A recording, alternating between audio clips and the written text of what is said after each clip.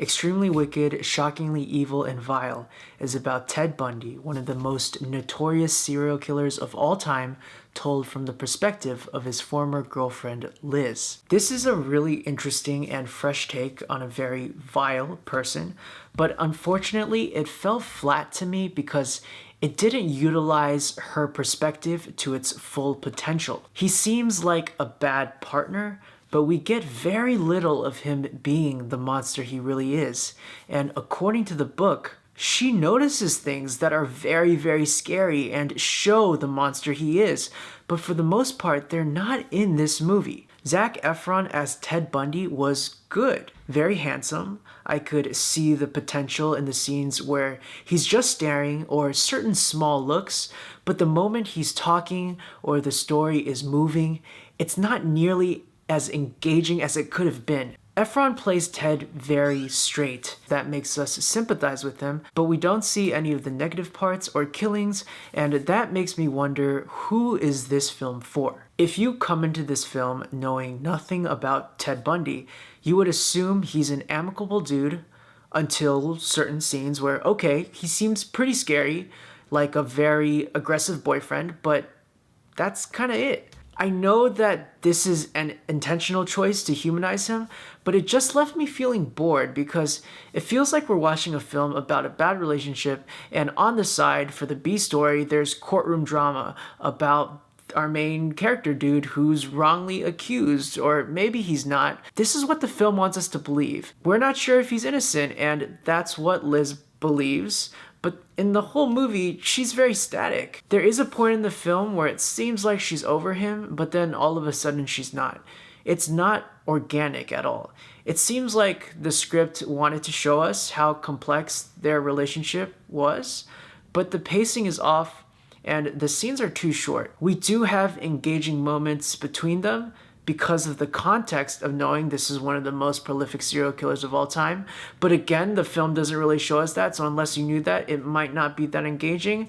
But I digress. Those good scenes are in a vacuum, and it ties back to what I mentioned earlier. What's the message or theme of this film? Lily Collins, who plays Liz, is great, by the way. She balances being a believable character who's completely in love with this guy but is also suspicious well, and I don't put blame on her because I believed her when she was that character, but her character's journey, it wasn't compelling. It didn't really do anything for me.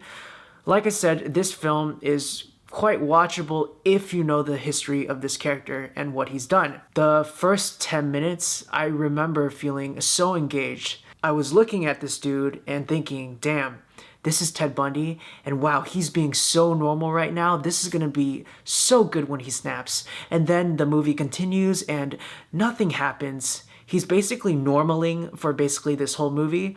Yes, I know I made up a word that might sound like a sexual fetish, or maybe that's from 30 Rock. Okay, I'm getting off track. We do get snippets of his dark side, but it's not enough. I think at some point we really did need or want to see him for the monster he is to put all of this in context. A film can't rely on the fact that you've read Crime Library or read his Wikipedia or watched the documentary. And note, the director of this film also directed the other Netflix special, Conversations with the Killer, the Ted Bundy tapes. And this film feels like a companion piece because if you watch that, it makes this film more interesting.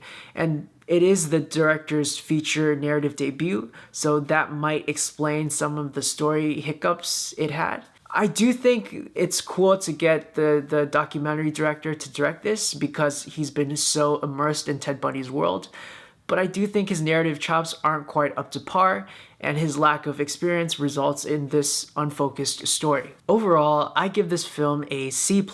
I think the acting is very solid, it's filmed well, but the story just didn't do it for me. Whether you're expecting a complete subversion of a serial killer film told in more of a dramatic way, or something that truly highlights how disturbing Ted Bundy was, it doesn't quite deliver on either front. I would check it out if you're super into Ted Bundy. I don't know why you would be. Okay, I kind of am. It's an interesting character. But yeah, look at Zac Efron. He's got a cool look. But if you get bored, know that it doesn't get much better. Now I'm going to talk about the movie a little more in depth. A minor spoiler alert, but I think most people know what happens. Ted Bundy's arc seems to be he doesn't want people to leave him. And Liz's arc seems to be that she wants love, but neither of these parts of them are fully fleshed out. They are touched upon, and then we're treated to Bundy trying to reconnect with her when he's locked up. It seems like he loves her or he's attached to her. I don't know. Is this film trying to tell us he was just a normal person that wanted somebody not to leave him? There is no clarity in what he wants. If they purposefully wanted to keep his motivations a mystery, that's fine. But I don't think they were trying to do that. It seems like the movie didn't know what direction to take him, and they're just dropping random bits and pieces of his personality without an overarching idea. The ending is also very bizarre, especially in what the judge tells him and how he would like to work for him someday, and what a waste of a good, proper, handsome dude. Something like that. This whole story is very obsessed with Bundy in a weird way.